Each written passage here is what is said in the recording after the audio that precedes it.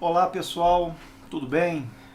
Sejam todos bem-vindos, aqui é o professor Albert Gleiser e nós estamos aqui então com esse aulão promovido pelo Ponto dos Concursos com o intuito de falarmos sobre esse novo concurso aí que surgiu do DEPEN 2020, o projeto, tá? Inclusive eu vou até colocar aqui na sua tela. Espero que você também já esteja aí com o seu material de apoio, tá bom? Então veja, olha aí, projeto DEPEN 2020, língua portuguesa no SESP. Por que SESP? Obviamente porque é a banca responsável aí pela organização do concurso, elaboração das provas, ok? Bom, eu espero que você esteja aí animado para poder discorrermos juntos aí sobre, em primeiro lugar, alguns tópicos do edital. Claro que com o foco na língua portuguesa, que é a minha disciplina. Mas também espero que possamos juntos aí avançar, né? Irmos além do edital e começarmos desde agora a observar como que o SESP, né, que agora é SEBRASP, né, mas a gente não vai se desvincular dessa nomenclatura, a gente vai continuar chamando de SESP mesmo. Como é que o SESP, então, ele costuma cobrar esses assuntos nas provas em que ele elabora, tá bom? Mas antes então de nós avançarmos propriamente para os aspectos da língua portuguesa, eu quero chamar a sua atenção para alguns tópicos importantes desse edital que foi publicado. Em primeiro lugar, tá aqui, ó, para quem ainda não se deu conta, tá bom? Edital publicado aí no dia 5 de maio no Diário Oficial da União. E você já deve estar ciente que nós teremos aí cargos, né, de nível superior e cargos de nível médio, tá bom? Especialista, olha aí, e agente, tá bom? Agente nível médio e especialista nível superior. A banca, como eu já falei, é a SEBRASP ou SESP. A gente não vai perder aí esse vício, né, de chamar essa banca de SESP, nem tão cedo. Remuneração dos dois cargos. Para nível superior, nós temos aí uma remuneração beirando os R$6.000. E para nível médio, também em torno aí, passando um pouquinho de 6.000. Em relação às vagas, para aqueles que pretendem aí prestar o concurso, obviamente que o grande barato é o cargo de nível médio, com quase 300 vagas aí no total. Para nível superior, nós temos aí 15 vagas ao todo, sendo 9 vagas para a área de enfermagem e as demais vagas, né, de acordo com as demais especialidades que foram elencadas aí no edital. Sugiro que você depois, com calma, dê uma olhada. O que nos interessa mesmo aqui, o nosso foco, é ver a língua portuguesa dentro do edital. E, por tabela, fazer alguns comentários, por exemplo, a lotação. Então, os futuros servidores aí do DEPEN trabalharão ou em Brasília, ou em Campo Grande, Mato Grosso do Sul, Catanduvas, né, Paraná, Mossoró, Rio Grande do Norte e Porto Velho, ok? Rondônia aí. Etapas do concurso, moçada. Veja bem, para o cargo de nível superior, ou seja, para especialista, tá? O que eu quero ressaltar aqui? Como eu disse, o nosso foco é a língua portuguesa. Outros professores vão abordar os aspectos específicos e relevantes em relação à sua disciplina. Bom, mas o que eu quero então ressaltar aqui para especialista, para a galera aí que vai prestar o nível superior? Olha só, eles vão enfrentar a prova objetiva e prova discursiva. Prova objetiva, chamada de P1 no edital, e a prova discursiva, denominada P4, tá bom? A prova objetiva, conhecimentos básicos. O interessante é que neste concurso, o nível superior vai enfrentar 40 questões nesse grupo aí de conhecimentos básicos.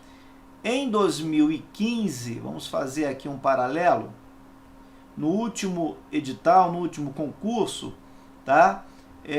Nós tivemos aqui 50 questões, tá joia? 50 questões de conhecimento básico, um total de 120 itens.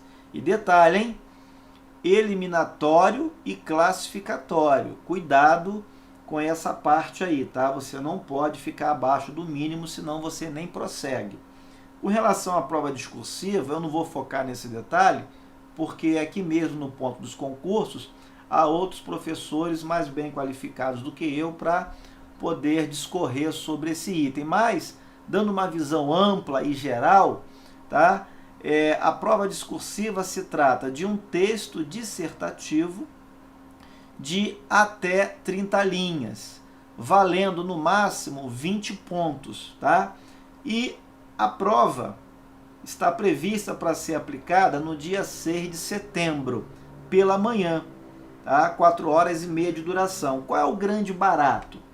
O grande barato é que a galera aí do nível superior vai poder também prestar o concurso para o nível médio, se assim desejar. Por quê?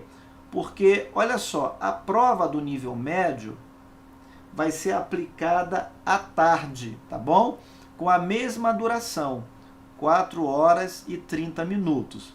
Então, ó, a prova de conhecimentos básicos diminui um pouquinho, tá vendo? 30 itens de 120, ou seja, um quarto da prova, né? cerca de 25%, ao contrário do nível superior, que é um terço, 40 itens, cerca aí de 33%, mais ou menos, né? Bom, o nível médio também tem prova discursiva, tá? Um texto dissertativo também de até 30 linhas e somando aí no máximo 20 pontos, tá? E a mesma data aqui, ó, 6 de setembro, tá joia? Até aqui tudo bem, galera? Bom, critérios de avaliação. É importante a gente conhecer o critério de avaliação da banca, né, do examinador. Então veja, o CESP já há muito tempo vem trabalhando com questões do tipo certo ou errado. De vez em quando ele volta àquele conhecido modelo, né, tradicional de múltiplas escolhas, né, múltiplas alternativas. Bom, mas para o seu concurso é certo ou errado. E o detalhe, a resposta certa vale 1 ponto. A resposta errada, cuidado, tá bom? Aqui você tem que ter cuidado. A dica que a gente dá para os candidatos é o seguinte: na dúvida, não marque. Por quê? Porque você pode ser penalizado, tá? Em 1 ponto. Albert, eu tive dúvida, eu fiz a minha marcação e depois eu tentei voltar atrás, e aí? Bom, essa dica aqui, galera, é importante. Ela está prevista no seu edital, tá bom? Tem gente que não gosta de ler edital e às vezes não pega o bizu. Então veja, a resposta em branco já é natural, ela não é penalizada. Agora, foi o que eu estava dizendo, se houve um descuido da parte do candidato na hora da marcação e ele notou que ele vai perder 1 ponto, que ele vai ser penalizado, qual é o bizu? Qual é o pulo do gato? O pulo do gato é esse aqui, ó. Marcação dupla também não sofre pena, tá joia? Olha aqui. É o mesmo que questão em branco, tá joia? Então, fica ligado nisso daí, tá bom? E agora, um cuidado. Como eu disse, a prova de conhecimentos básicos pode eliminar o candidato, desde que a sua nota seja menor do que 8. Olha, sinceramente, é difícil isso acontecer. Agora, acontece? Acontece, tá bom? Isso não é normal, isso não é comum. Veja que a pontuação é muito baixa, muito pequena, tá joia? Agora, pode acontecer. Menor do que 8, obviamente, você está vendo aí na tela, para nível superior. Já para o cargo de nível médio, a nota não pode ser inferior a 6. Caso contrário, o candidato, então, ele vai ser eliminado, tá bom? E eu quero chamar a sua atenção, aproveitando aqui esse slide, para comentar com você quais são as matérias, quais são as disciplinas que fazem parte desse grupo chamado conhecimentos básicos. Bom, no nível superior, nós vamos ter aí, ó, língua portuguesa, tá certo? Nós vamos ter ética,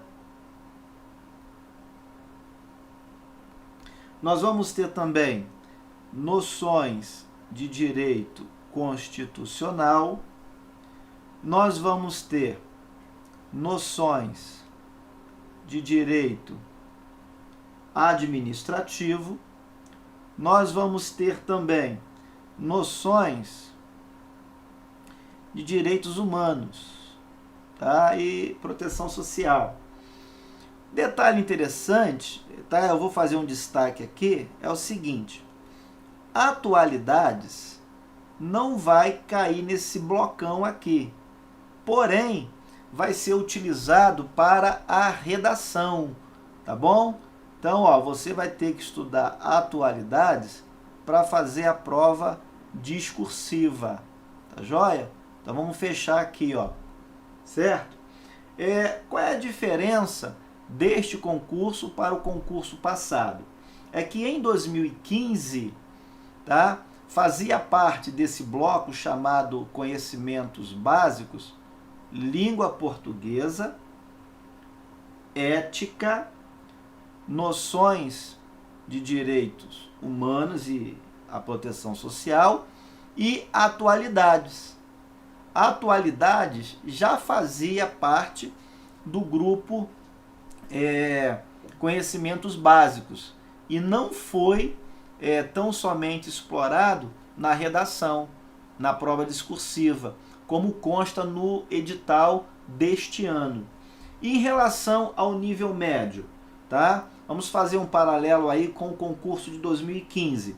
Bom, constava nesse bloco chamado Conhecimentos Básicos, língua portuguesa, ética também, ok?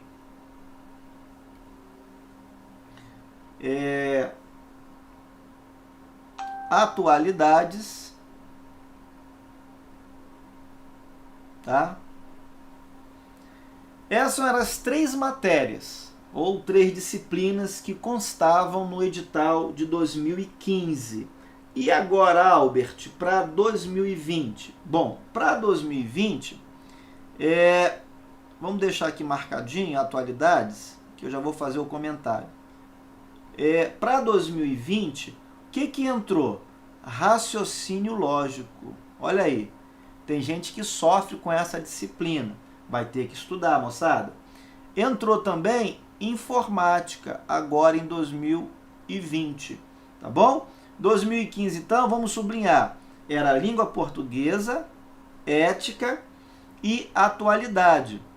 Lembrando que agora, para 2020, a exemplo do que eu disse com relação ao nível superior, o nível médio vai ter que estudar atualidade para a prova de redação, para a prova discursiva, tá? Então, na prática, tá?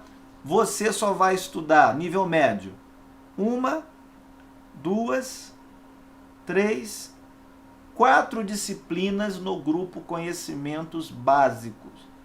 E o pessoal do nível superior, 1 disciplina, 2, isso aqui é na prática, né? 3, 4 e 5. Tudo bom, moçada? Lembrando, tá? Língua portuguesa tende a ser a disciplina com o maior número de questões do grupo Conhecimentos Básicos. Tá joia? Nós estamos imaginando uma prova de língua portuguesa agora para 2020 com mais ou menos, vamos botar aqui, ó, 2020, tá? Mais ou menos 10 questões.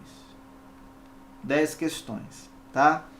É interessante dizer que em 2015, língua portuguesa apareceu com 15 questões, tá? Mas é natural essa diminuição, por quê? Pessoal, ainda faltou aqui, tá? Em 2015, apareceu também noções de direitos humanos, tá? Na prova de nível médio, tá bom? Anota aí no seu material de apoio. Agora você não vai se deparar mais com essa disciplina. Pessoal do nível médio, nível superior continua, tá? Então, Albert, por que houve essa diminuição aqui? Bom, foi como eu falei. Em 2015, o grupo Conhecimentos Básicos, vamos abreviar aqui, contou com 50 itens, tá? Olha o problema aqui, ó. Olha a pegadinha aqui, ó. Tá? Não tem acento gráfico aqui, moçada. Então, fica ligado. Então, vejam. Contou com 50 itens de conhecimento básico. Tá? Agora, você só vai ter 30 itens. Tá? 30 itens em 2020. Então é natural que haja uma diminuição, tá certo? Então nós estamos aí imaginando cerca de 10 questões de língua portuguesa para o concurso agora de 2020. Vamos avançar mais um pouquinho. Albert, o que na prática eu terei que estudar para a prova de língua portuguesa? Bom, o grande barato é que o programa de nível superior é igual ao programa de nível médio. Então você só precisa dar uma tacada, tá bom? Você não precisa ficar se desdobrando para fazer uma complementação. O programa é idêntico, tá bom? E atualmente a gente tem percebido o seguinte, galera, não há muita diferença no nível da cobrança, não. O examinador, ele está cobrando de maneira semelhante, tá? Para nível superior e para nível médio. Então, você, nível superior, só vai dar uma tacada, tá? Pode estudar com o mesmo material, porque vai dar certo, tá? Nível superior, nível médio é o mesmo conteúdo. E detalhe, o CESP, ele manteve o programa semelhante ao que vem cobrando em diversos outros concursos.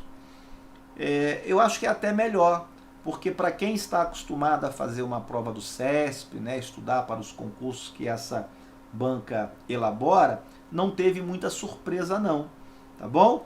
Inclusive, o edital deste ano do DEPEN está digamos assim, bem próximo, está muito semelhante ao conteúdo programático do edital de 2015, sem surpresas, tá? O CESP aí mudou um pouquinho a nomenclatura de um ou outro tópico, tá? Deu uma formatação, uma reorganização aí na numeração deles e tal, mas nada de mudança significativa ou relevante.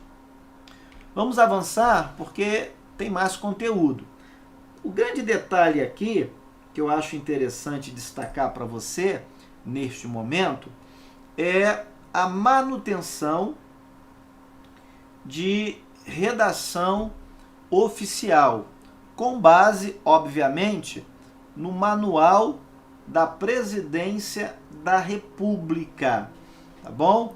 Que é, digamos assim, um manual que norteia, né, que dá o rumo aí para a correspondência oficial no âmbito da administração federal, tá joia?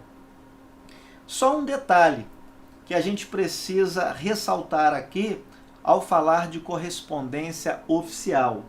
Bom, você deve saber já que esse manual aqui, né, da Presidência da República, está atualmente na sua terceira edição. Essa terceira edição, ela passou a vigorar em dezembro de 2018, certo? Houve aí um decreto presidencial, tá ok? Que em abril de 2019, vamos colocar aqui, ó, decreto 9.758, tá?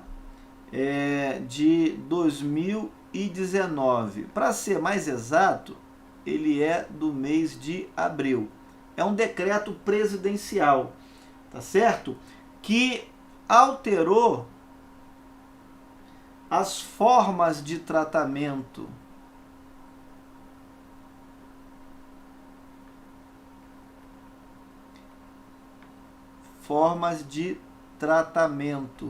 capituladas, né, na terceira edição do Manual de Redação da Presidência da República. Bom, então na prática, o que aconteceu? Dezembro de 2018 houve uma alteração, tá? Uma atualização no manual. Mas quando chegou em abril de 2019, o presidente, por meio de decreto, fez uma ligeira modificação, tá, no manual que tinha acabado de ser modificado. Bom, com relação ao edital, galera, são esses os pontos que eu julguei pertinente destacar para vocês, tá bom? Espero que vocês leiam, tá bom? O edital, concurseiro tem que ler o edital, mas a gente não vai se prender a ele. Obviamente, eu estou aqui também para falar sobre algo mais específico da nossa língua portuguesa em relação às provas do CESP. E eu quero começar neste aulão destacando para você alguns pontos importantes na prova do CESP. Lembrando que este é apenas o primeiro aulão destinado ao DPEM. Na próxima semana, no dia 19, eu tenho com vocês um outro aulão, aqui mesmo no ponto dos concursos, tá? Para a gente dar prosseguimento. Então agora eu vou destacar apenas alguns pontos relevantes quando se trata de CESP. Bem, está no seu edital a ortografia, a acentuação gráfica das palavras.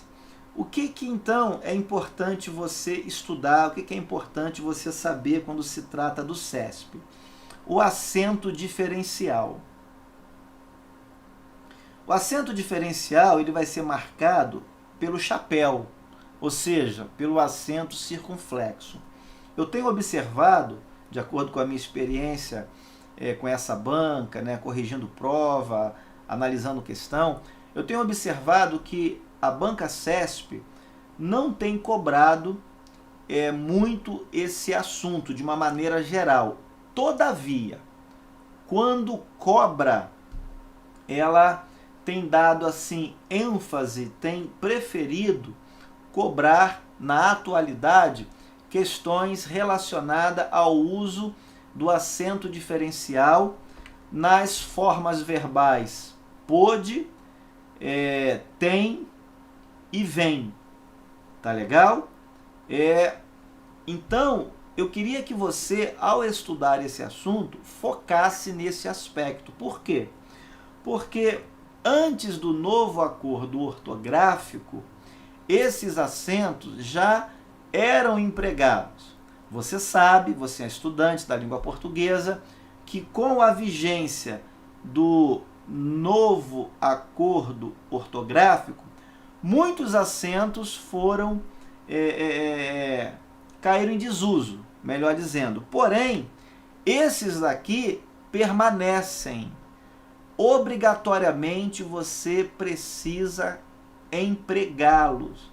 E quando é que você vai empregar esses acentos diferenciais? Olha só, pôde, pronúncia fechada, indicando o passado, o pretérito perfeito. Para diferenciar de pode, olha a pronúncia como é aberta. Aqui eu já tenho o presente. Tem no singular. Olha aqui, ó, terceira pessoa do singular para diferenciar do plural. Terceira pessoa do plural. É o verbo ter. Tá? Vou colocar aqui, ó, verbo ter. Tá bom? Verbo ter. E aqui, já adiantando, não é o verbo ver, pelo amor de Deus, é o verbo vir. Então, ó, ele vem no singular, sem acento diferencial. No plural, com acento diferencial. Lembrando, acento diferencial é o chapéu. É o chapéu, tá? Vamos ver então como é que o CESP já cobrou esse assunto. Olha só essa questão de prova. Como eu disse a você, o CESP, quando aborda esse tipo de questão, ele tende a fazer um relacionamento com a concordância da forma verbal e o seu sujeito. Então veja, olha só, o acento diferencial, como o próprio nome diz, é para fazer a diferença dessa forma aqui, que está atrelada ao singular. E aqui embaixo você sabe que está atrelado ao plural. Concorda comigo? Foi o que nós acabamos de ver. Presta atenção no enunciado da questão. Você não precisa do texto, basta você estudar conosco. Olha só, o sujeito da forma verbal tem está elíptico e retoma cada um desses autores. O que acontece? Quando o sujeito é constituído pela expressão cada um, o verbo fica obrigatoriamente no singular. Tá certo? Então veja que não há coerência, não há concordância. Uma forma verbal evidenciando o plural e um sujeito que exige o verbo na sua forma singular.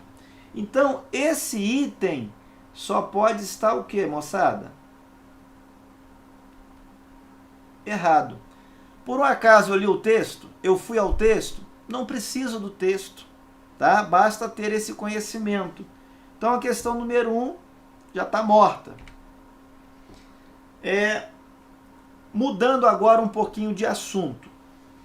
Com relação à ortografia ou à grafia de palavras, nós temos observado que o examinador do CESP ele tem preferido o emprego, analisar ou questionar com você o emprego dos porquês. Tá? Então nós vamos passar aqui rapidamente as dicas de quando você usar uma forma, quando você usar outra forma. Vamos começar da seguinte maneira: entendendo o emprego da forma separada. Você está percebendo que uma dessas formas separadas é empregado com o acento. Bom, quando é que eu uso então com acento e sem acento? Basicamente, galera, e isso é o mais importante que você precisa gravar para poder matar a questão. Eu sei que você não quer sair daqui formado em língua portuguesa. Você quer acertar a questão, você quer gabaritar e passar no concurso, não é isso? Então preste atenção.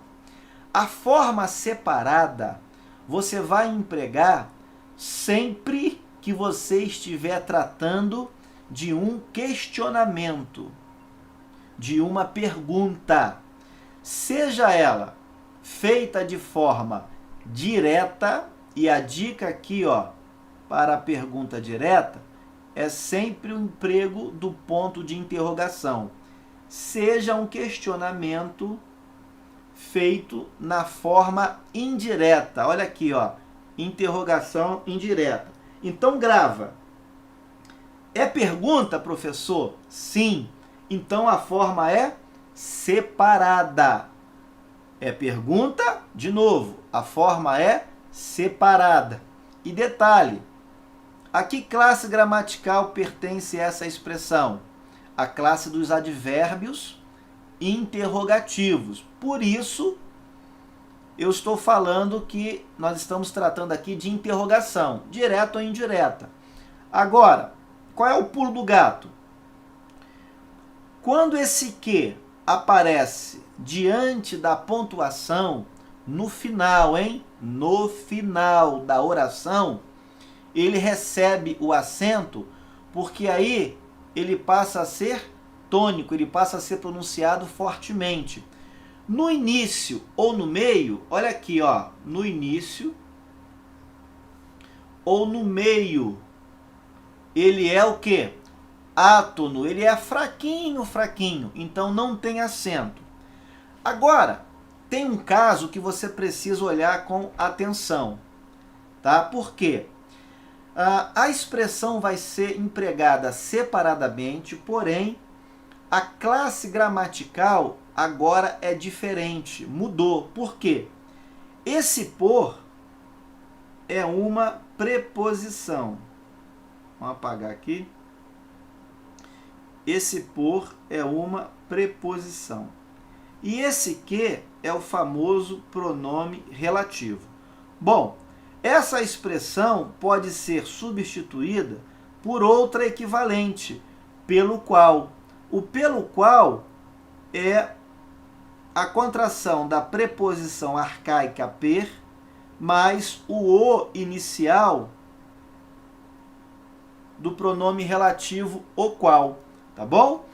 Essa expressão também é separada, porém, repetindo, eu tenho agora uma outra classe gramatical, preposição e pronome relativo. Não tenho mais advérbio interrogativo. Agora veja, nós vamos trabalhar com a forma junta, sem acento e com acento. Tá vendo aqui, ó, a diferença? Quando é que eu vou usar uma e quando é que eu vou usar outra? Presta atenção. Antes, a forma separada, você lembra? Era para pergunta, basicamente. Né? Nós vimos ali o quarto caso, que não é bem uma pergunta. Trata-se de uma preposição com pronome relativo. Mas vamos gravar assim, tá? Forma separada, basicamente para pergunta. E a forma junta, sem acento, basicamente para resposta. Anota aí, é o bizu, hein? Resposta. E aí, você quer explicar, tá? Explicação,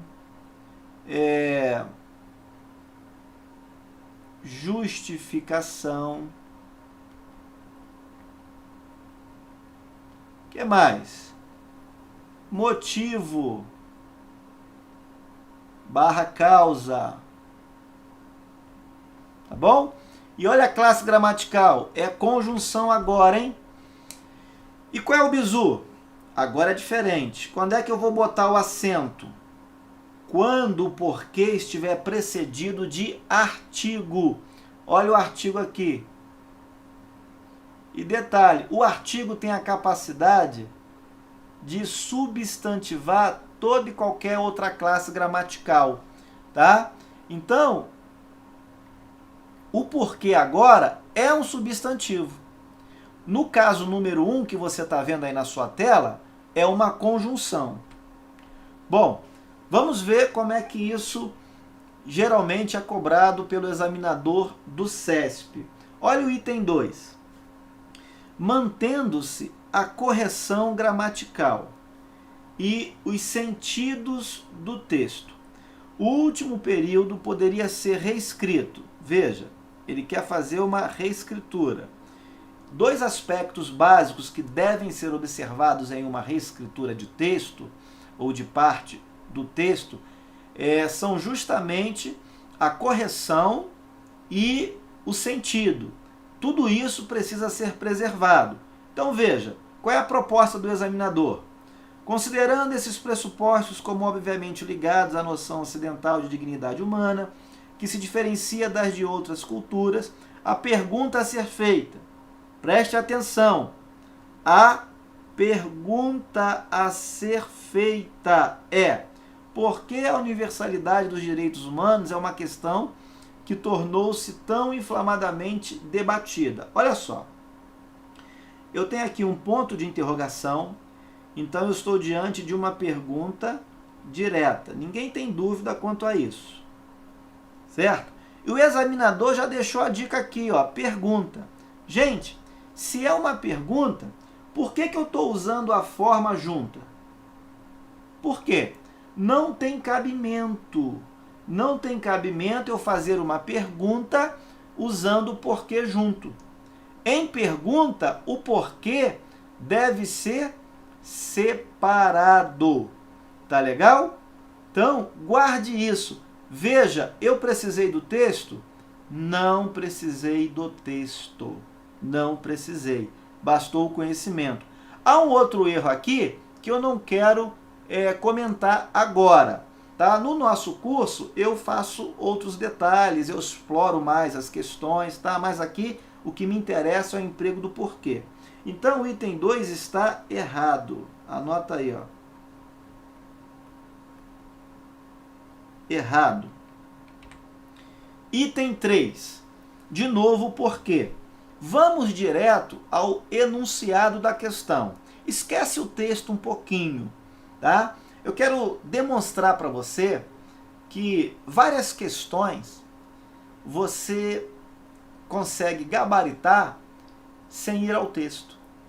Isso, numa situação real de prova, dá ao candidato um tempinho extra, por exemplo, para se dedicar com mais calma, né, com mais critério, a uma prova discursiva, ou mesmo para usar mais tempo em uma questão mais trabalhosa, como por exemplo uma questão de raciocínio lógico. Então, o aluno que estuda conosco, ele vai ao longo da sua preparação percebendo alguns atalhos, tá bom? Para ganhar agilidade na hora de resolver uma questão de prova. Então vamos direto aqui nesse item 3 ao enunciado. Sem prejuízo da correção gramatical do texto, a locução porque, presta atenção, a forma é separada. Forma separada sem acento é empregado basicamente para pergunta. É um advérbio interrogativo. Ou, né, quando não, é o quê? Preposição mais pronome relativo, equivalendo-se à expressão pelo qual, pela qual, pelos quais, pelas quais. Tudo bem? Mas olha a proposta indecorosa do examinador. Por que separado? Veja bem aqui, ó.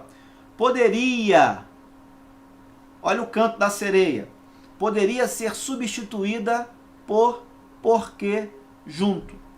Galera, eu não quero nem saber quem pintou a zebra de listrado. Eu só quero o resto da tinta. Para você entender. Eu não quero saber o que está no texto. Eu só sei, com segurança, com certeza, que essas duas formas não são equivalentes. Eu não posso fazer entre elas nenhum tipo de permuta sem uma adaptação, e uma adaptação brusca no texto. Então, a proposta do examinador é indecorosa, é descabida. Eu já posso sentenciar esse item e dizer que ele está errado. Não existe a menor possibilidade, tá, de eu permutar uma forma pela outra. Bom, voltando então agora para a teoria. O que a gente percebe ainda? O emprego do se nas provas do CESP.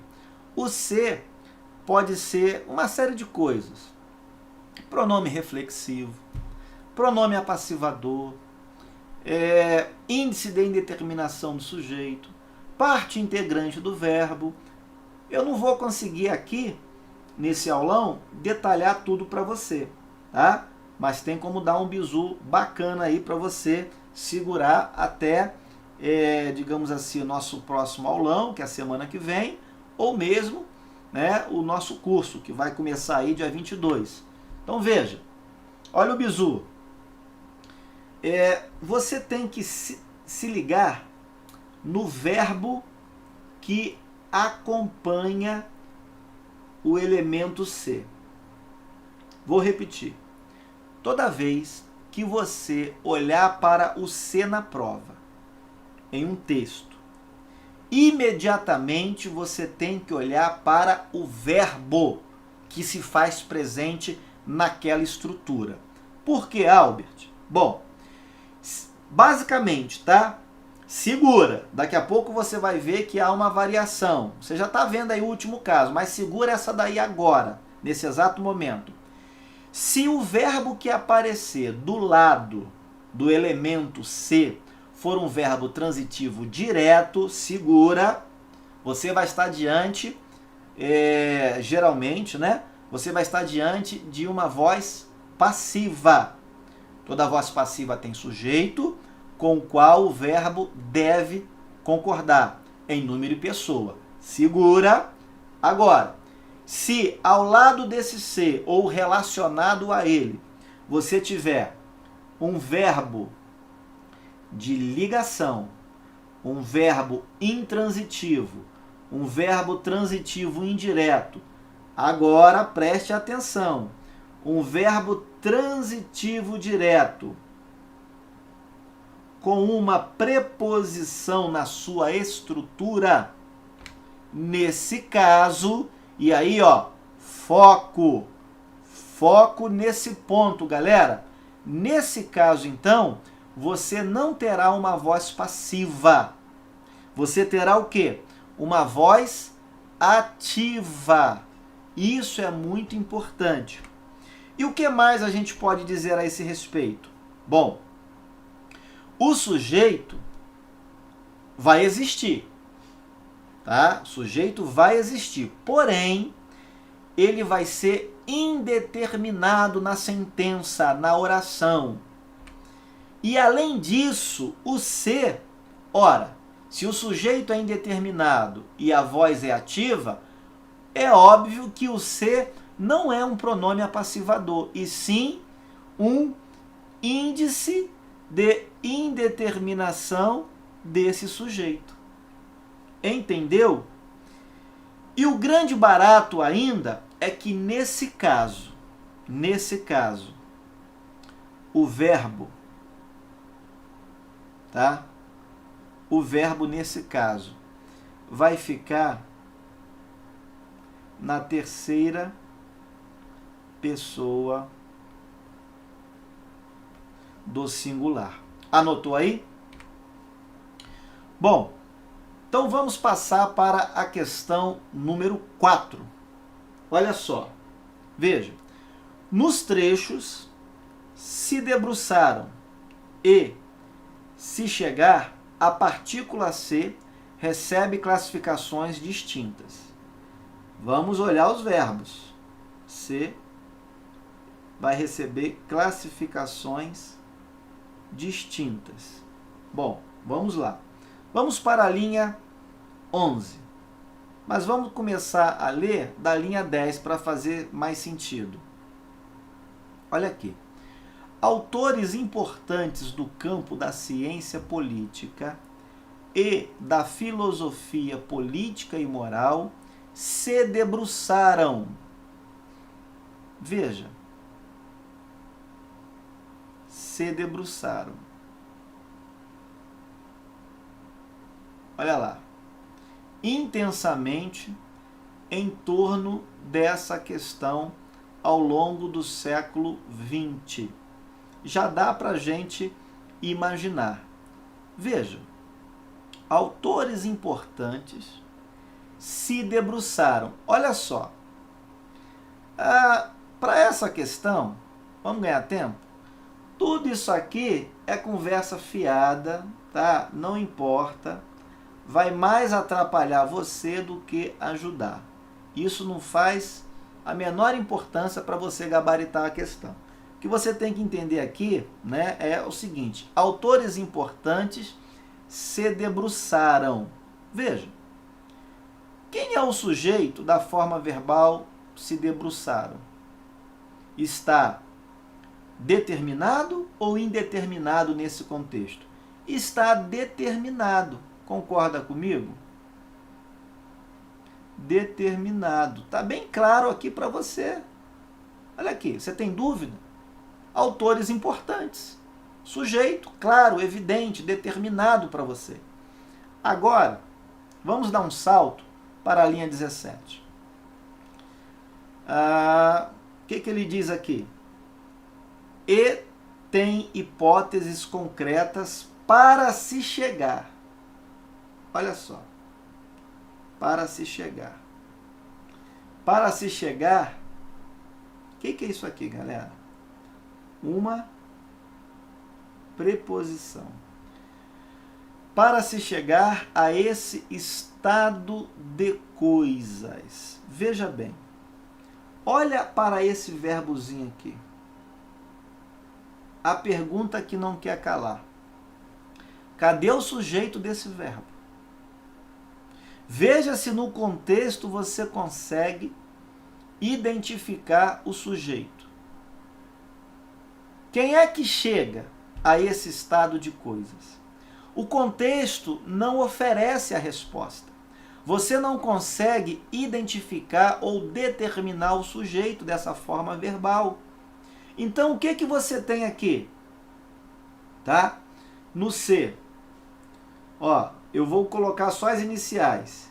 Você tem um índice de indeterminação do sujeito. Tá bom? Então, na linha 17, índice de indeterminação do sujeito. E na linha 11? Ora, o sujeito está aqui, ó. Você concorda que o sujeito está aqui? Pronto, se o sujeito está aí, então como é que você pode dizer que ele está indeterminado? Então, sim, a classificação da partícula C é diferente em um caso e em outro caso. Então a questão 4 está correta ou certa, se você preferir. Tudo bem? Crase. Crase é um outro assunto espinhoso na prova do CESP. Tá? Não dá, de jeito nenhum, para você encarar uma prova do CESP sem saber esse assunto, sem dominar esse assunto. Você precisa estudar isso com bastante atenção. Então, joia? Aqui eu trago para a nossa discussão, né, para a nossa apresentação, apenas os casos proibidos. Existem casos facultativos, existem casos obrigatórios, que a gente vai abordar no nosso curso, mas aqui a gente vai falar basicamente de alguns casos proibidos, nem todos. Bom, o primeiro caso que aparece aí para você é diante de nomes masculinos, tá bom? Guarde isso, pelo amor de Deus. A crase não ocorre diante de nomes masculinos. Então veja, comprou a prazo. Isso daqui é uma locução adverbial. Locução adverbial. Porém, o núcleo dela, ou a palavrinha principal, pertence ao gênero masculino. É diferente, por exemplo, quando eu digo comprou à vista. Olha, você não está entendendo que o camarada foi lá, melhor dizendo, né? E comprou o olho de alguém. Você está entendendo isso? Acredito que não. Então, comprou à vista, essa expressão aqui, ó, ela não é constituída de artigo e substantivo. Ela é constituída de preposição. Tudo bem, vista é substantivo mesmo, tá? Mas esse conjuntinho aqui, ó, é locução adverbial, indicando o quê? A modalidade da compra, tá certo? E agora nós temos sim a palavra vista como o núcleo da expressão.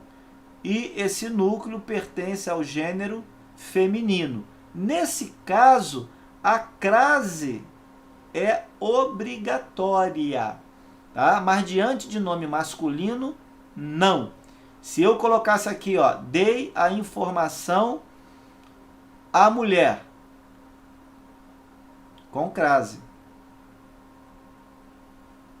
Porque você sabe que o substantivo mulher é do gênero feminino. E aqui vai a primeira dica, galera. Veja bem, sempre que eu uso ao diante do gênero masculino, obrigatoriamente eu uso a craseado, popularmente falando, diante do gênero feminino. Outra, antes de verbo, também você não deve colocar o acento grave indicativo de crase. Chover é verbo, você já deve ter se dado conta disso. Tá certo? A grande espinha na garganta do candidato é justamente essa expressão, a partir. O examinador gosta de explorar essa expressão. Por quê? Normalmente, o aluno, né, desavisado, o candidato afoito, ele coloca ali o acento grave. Mas você, aluno do ponto dos concursos, tá? Esperto, estudioso, sabe que partir também é verbo. Por isso, essa expressãozinha, que muita gente erra, não recebe o acento grave. Antes de artigos ou pronomes indefinidos, guarde uma coisa. Toda e qualquer palavra pode ser artigo, pode ser pronome e até mesmo, segura aí, hein? Até mesmo um substantivo empregado com sentido indefinido. Independentemente do artigo estar ali ou não, o artigo indefinido, se essa palavrinha tiver expressando o sentido vago, impreciso, indefinido, a crase é proibida. Veja, ofereci ajuda a uma pessoa desta sala. A qual pessoa precisamente? Não foi falado, não foi indicado.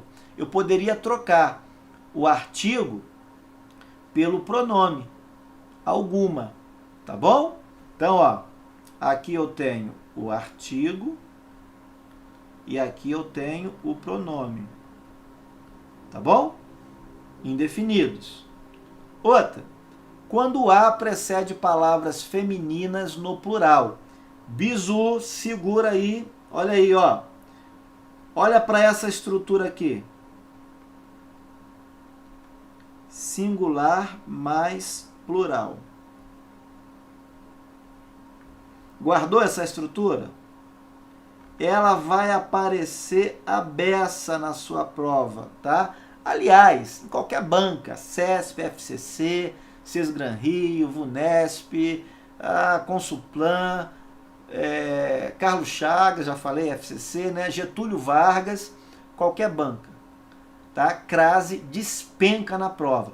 Então você tem que guardar essa estrutura, singular mais plural. Olha, essa estrutura aqui, sem crase. Albert, nunca, guarda aí, ó, tá? Nunca, tá bom? Não há crase de jeito nenhum com essa estrutura. O que eu quero dizer com estrutura singular plural? Olha aqui, o A, por ser a preposição, nunca vai variar de número, sempre vai estar no singular. É a preposição que vai aparecer no singular. E o substantivo? Não, o substantivo pode variar de número. Então, é o substantivo que vai estar no plural. Ora, crase basicamente é o que, moçada? Olhando aqui para cima. Crase basicamente é o que? A fusão de dois As, de dois sons iguais. Então, ó, A mais A, basicamente, não é isso? Vai dar o quê? Acraseado. Ora, se eu só tenho preposição aqui, se eu só tenho um A, como é que eu vou ter crase aqui nesse composto, nesse conjunto? É por isso que você tem que guardar singular mais plural, nunca com crase. E antes dos pronomes demonstrativos, este ou esta, né? Detalhe, hein? Pode estar até no feminino. Nunca haverá crase. Esse é o masculino, talvez você não colocasse mesmo, né? Mas e se fosse o feminino? Essa, você colocaria? Cuidado, não há crase com esses pronomes demonstrativos. Fique de olho no exemplo. Bom, vamos ver a questão número 5. Olha só. A correção gramatical. Correção gramatical do texto seria mantida, seria preservada. Geralmente é assim que o CESP elabora os seus questionamentos. Caso se empregasse o acento indicativo de crase, olha, ele quer empregar, né, a crase no A, no vocábulo A, em a esse estado de coisas. Gente, linha 17, presta atenção. Eu coloquei o trecho do texto. Agora diga para mim, de acordo com o ensinamento que você acabou de ter, você precisa ler o texto? Você precisa perder segundos e talvez até um minuto precioso do seu momento de prova para poder gabaritar essa questão? Claro que você não precisa. Em primeiro lugar, esse pertence ao gênero masculino. Em segundo lugar, foi o que eu acabei de dizer. Diante dos pronomes demonstrativos, esse ou essa, pode estar no feminino, este ou esta, e o isto também, né? Já é feminino, mas o isto também, nunca haverá crase. O examinador pode contar para você a história mais bonita da face da Terra. Ele pode enfeitar o enunciado, como a gente diz, enfeitar o pavão. Cuidado. Cuidado com o canto da sereia. Não há crase. Então a questão número 5, ou o item número 5, é um item errado. Tudo bem? A respeito de regência verbal, o que a gente pode destacar para você? Regência verbal é um assunto muito complexo. Precisa ser estudado em seus pormenores. Há muitas variações. Um verbo, tá? O mesmo verbo pode variar significativamente de regência. Ele tem o seu significado modificado e, consequentemente, ele tem também a sua regência transformada. Então, isso é perigoso em prova. Tá? Nós temos muitos verbos com diferentes regências. Então, no nosso curso, nós vamos estudar com mais calma, com mais detalhe, a particularidade de vários verbos. Tá joia? Aqui, nesse aulão, eu quero trazer para você um verbo, digamos assim, muito difícil para muita gente. Há muitos candidatos que escorregam na utilização do verbo preferir. E ele já caiu na prova do CESP. O examinador já cobrou esse conhecimento. Por que eu digo que muita gente escorrega? Porque você sabe que, em verdade, uma é a língua que é objeto de avaliação. Na escola, na faculdade, em concurso e por aí vai. E outra, entre aspas, né, gente? É a língua utilizada no nosso dia a dia, numa roda de amigos, numa conversa informal, com a esposa, com o filho, com a namorada, o namorado, numa festa, na praia, na piscina, no futebol, né? A gente não vive se policiando a todo tempo. Então a gente usa esse verbo de uma maneira informal, na maioria das vezes. Porém, você precisa saber que numa situação de avaliação, numa situação formal, você precisa empregar esse verbo da forma, digamos assim, culta, de acordo com a ortodoxia gramatical. Tá joia? Então veja, o verbo preferir, ele é um verbo que admite dupla regência. Tá? Ele pode ser bitransitivo. Ele pode ter um complemento direto e outro complemento indireto, introduzido com preposição. Tá joia? Veja, prefiro o quê? Cinema. Então, qual é a pergunta que a gente faz aqui? Prefiro o quê? Prefiro o quê? E qual é a outra pergunta que a gente faz? Botar um pontinho de interrogação, né, para caracterizar a indagação direta. Prefiro o quê? A quê? Olha aí. Você percebe que esse a é a nossa preposição. Então, de um lado você tem o objeto direto, do outro você tem o objeto indireto, verbo bitransitivo, certo? Repare que no segundo exemplo aparece um elemento novo na construção do período. O que aparece aqui para você agora? O artigo. Antes não aparecia esse elemento. Bom, de acordo com o paralelismo, tá? Estruturas semelhantes, tá? Então, de acordo com esse conceito, eu não vou aprofundar isso aqui agora, até porque você não precisa disso para gabaritar a questão. Você precisa saber que o verbo preferir, tá, admite um artigo para constituir o seu objeto direto. Quando ele aparece do lado do objeto direto, obrigatoriamente, o artigo vai ter que aparecer também ao lado do objeto indireto. Isso aqui é o objeto indireto, tá?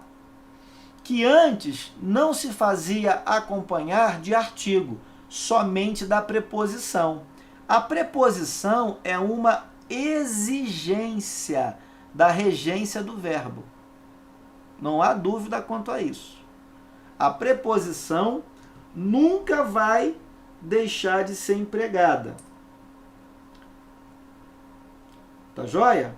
Nunca vai deixar de ser empregada. Ô Wilson Lopes, vamos fazer um parênteses aqui, tá? Aproveitando para tomar uma água e molhar a garganta.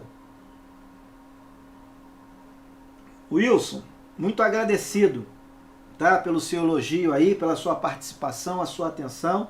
Já estou vendo aqui o seu comentário. Abração para você, Wilson. Bom, já refresquei aqui a garganta, galera, então vamos voltar aqui. O que apareceu então aqui para você foi o artigo.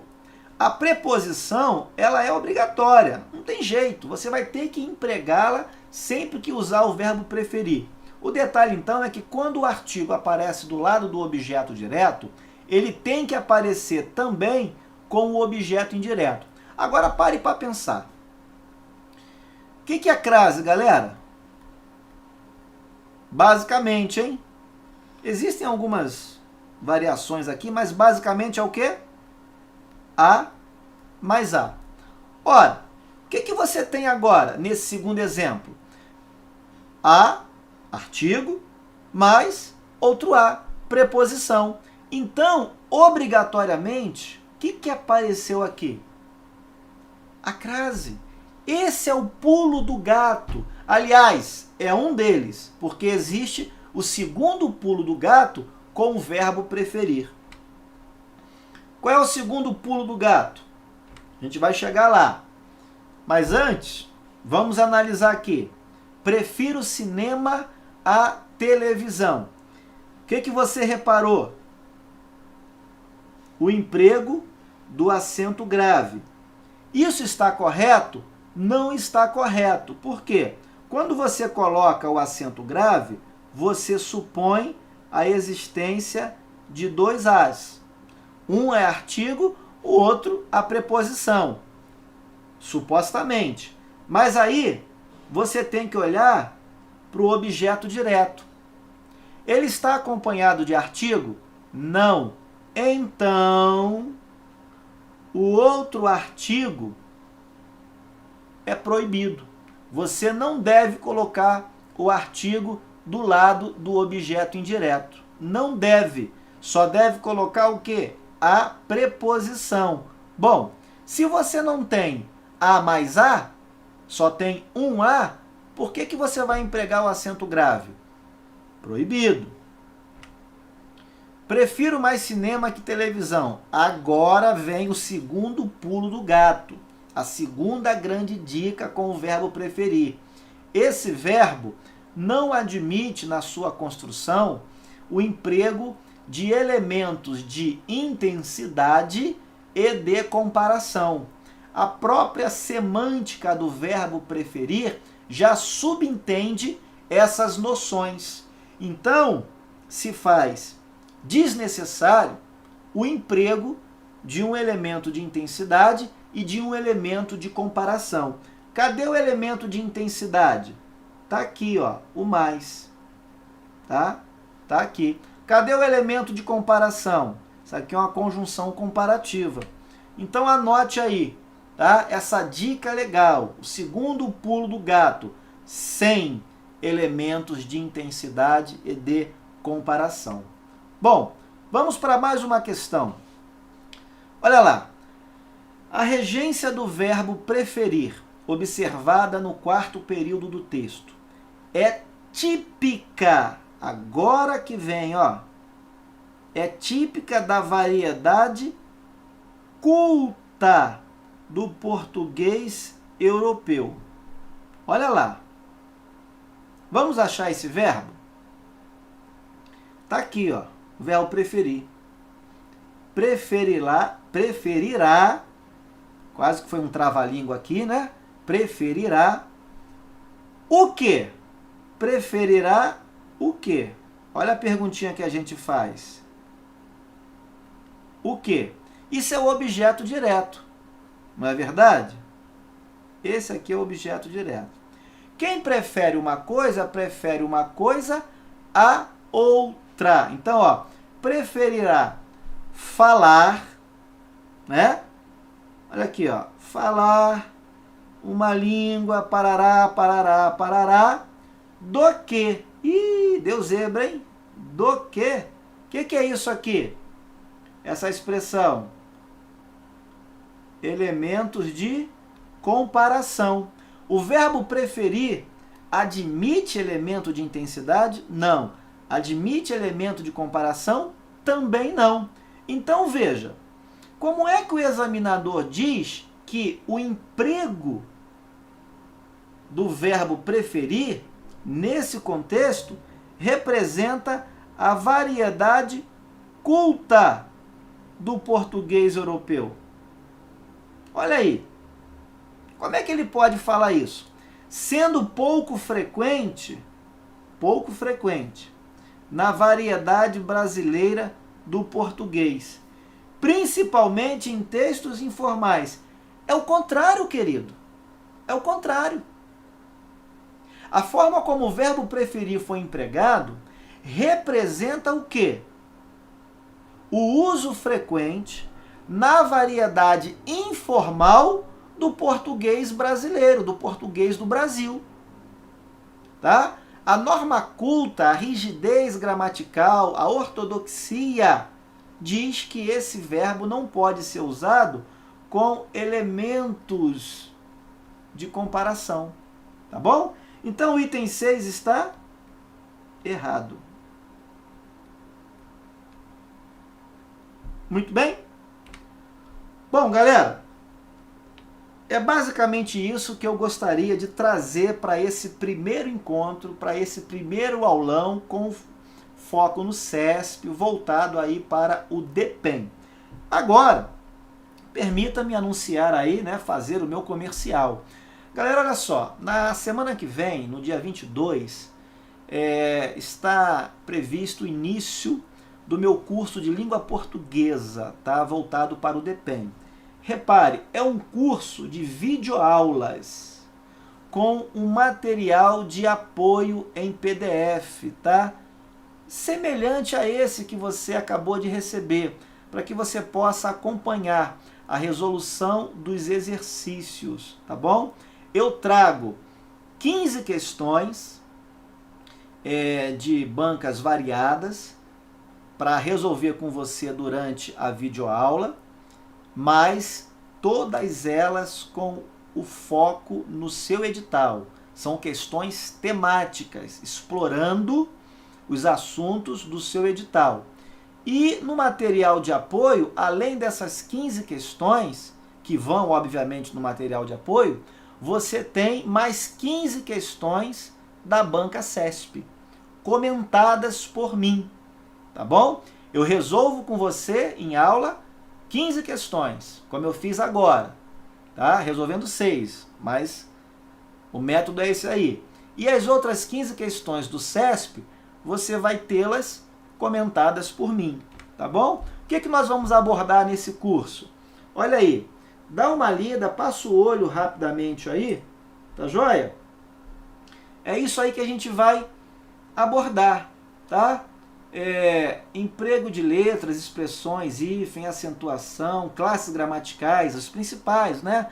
Advérbio, preposição, conjunção, emprego de pronomes, verbos, regência, crase, como eu falei, ó, casos obrigatórios, casos proibidos, casos facultativos, morfossintaxe dos termos da oração, tá bom? Na aula 8, vamos falar com mais detalhe da morfossintaxe do ser e do que. Olha aí, tudo isso relacionado ao seu edital.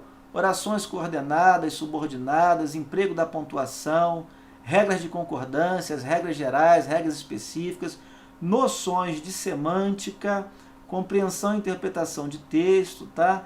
tipologia textual e a nossa redação oficial com base no Manual de Redação da Presidência da República, com as devidas atualizações, como eu falei para vocês. Tá bom, galera? É isso aí. Muito obrigado, moçada. Um grande abraço. Qualquer coisa aí, me sigam nas redes sociais, façam aí contato comigo, que eu tenho o maior prazer de assessorar você, auxiliar você durante essa fase de preparação. Falou, galera? Um grande abraço e até semana que vem no nosso aulão 2 para o DPEM.